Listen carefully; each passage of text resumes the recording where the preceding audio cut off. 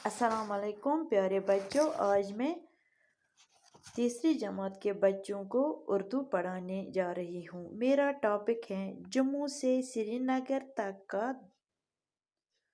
दूसरा पार्ट।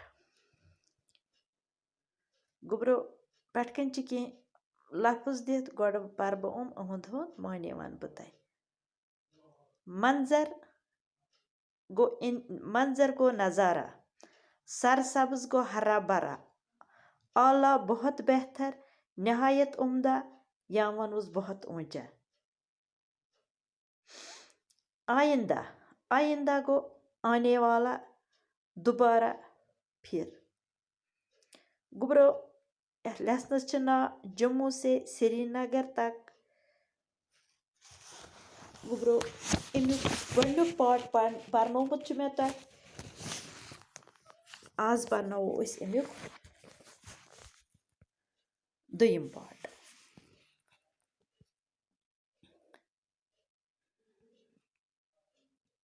बिस्मिल्लाहिर्रहमानिर्रहीम।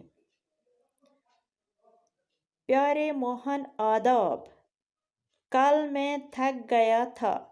सफ़र का बाकी हाल तुमको लिख रहा हूँ। मेरी बस जब रामबन से रवाना हुई तो आगे फिर चढ़ाई थी। बस ने एक बार फिर पहाड़ को सर करना शुरू किया। पेचदार रास्तों पर चलते हुए बस से बाहर के नज़ारे बहुत अच्छे लगे।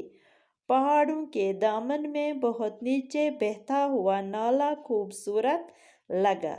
जरा आगे चलकर हमने खूनी नाला देखा। उसके बाद रामसो से गुजरती हुई मेरी बस बनहाल पहुंची। ये पीर पंचाल के जनूबी दामन में वाक़ा है। यहाँ भी एक लंबा बाजार है। इसमें खाने पीने की दुकानों के साथ साथ दूसरे सामान की दुकानें भी हैं। गुब्रो तयस याद मे परनोमुत अमुक गोडनुक हिस्सा जम्मू से श्रीनगर तक पहला पार्ट। आज ये दूसरा पार्ट।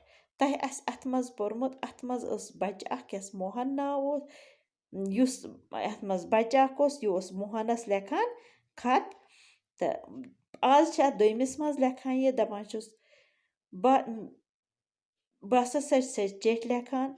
बस ओसस काल थोकमुत। मे पतमिस लेसनस मज परनोमुत तह। युस सफरुक बाकी हाल सह बह चिट्ठ मज से लेखान, यथ चिट्ठ मज लेखान। दपान सन बस रामबन पे द्राय तो खस बे वज ये चढ़ाई पे। दपान बस द्राय दोयमि फिर कर ये चढ़ाई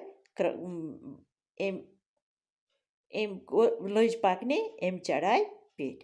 दपान तिलदार सड़कों पेट, तिलदार वत पेट पकान सन बस। दपान युस नेबरिम नज़ार नेबर कुन नज़र त्रावान, बड़ असल बड़ खूबसूरत नज़ार कोता असल लगान अत कुन नज़र त्रावन।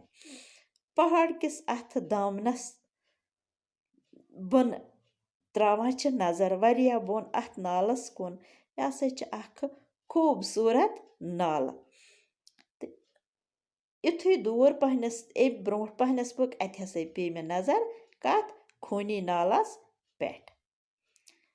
अत पे द्राय सन बस राम सुन किन तो वज बनहाल। तो वज बनहाल अम पत द्राय पीर पंचाल तो वज ये पीर पंचाल पीर पंचाल किस दामनस तल। दपा अतत वतित हसा वुच मे अख बोड़ बाजार अख। तो अत वुच मे खेन चेनक सारी सामान। अत वुच मे वारियाह दुकान तम यमन पे सिर्फ कम खेन चेनक सामान तो बे बाकी सामान तम अथ बाजारस मज। یہِ اوس اَسہِ گوٚبرو یَتھ چھِ پَران أسۍ اَمیُک آز دوٚیِم پاٹ اچھا بَچو خُدا حافِظ